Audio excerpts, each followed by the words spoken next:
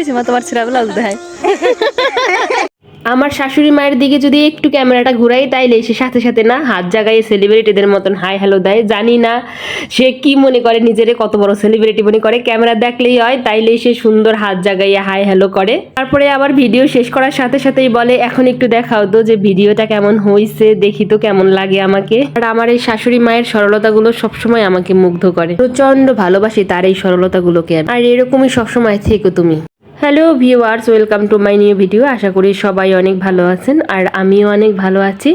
আজকে গ্রামের বাড়িতে বিকেলবেলা সবাই মিলে আমরা কলই খেতে কলই শাক তুলতে গিয়েছিলাম। অনেক বছর পরে এরকম একটা সময় সবার সাথে কাটাইলাম। ছোটবেলা আমরা সবাই মিলে দল বেঁধে এভাবে কলই শাক তুলতে যেতাম আর সবাই মিলে প্রতিযোগিতা দিতাম কে কত দূর তুলতে পারি। কলই শাকের মধ্যে যে কলই শাকের সিম হয় সেই সিমও তুলতাম।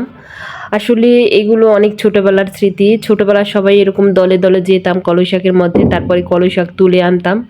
আর এটা এখন অনেক দিন পরে কলই শাক তুলতে এসেছি। খুবই ভালো লেগেছে, সবার সাথে সুন্দর একটা সময় কাটাইলাম। আবার সবাইকে ভিডিও করেও স্মৃতিবন্দী করে রেখে দিলাম। এই দেখুন কি সুন্দর কলই শাক, এগুলো তুলতে যে কি ভালো লাগে, একদম কচি কচি কলই শাক। আর কলই শাক তোলা অনেক সহজ, শুধু সারি সারি এরকম কলই শাক থাকে, শুধু ধরলেই হয়। আমার তো কলই শাক তুলতেও অনেক ভালো লাগে আর খেতেও অনেক ভালো লাগে। এই তো অনেক কলই শাক আমি তুলছি।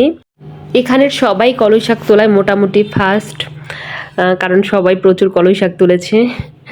আজকের বিকালটা খুব সুন্দর কাটাইলাম সবার সাথে। অসংখ্য ধন্যবাদ সবাইকে, এবং যারা ভিডিওটা দেখেছেন তাদেরকে অসংখ্য ধন্যবাদ।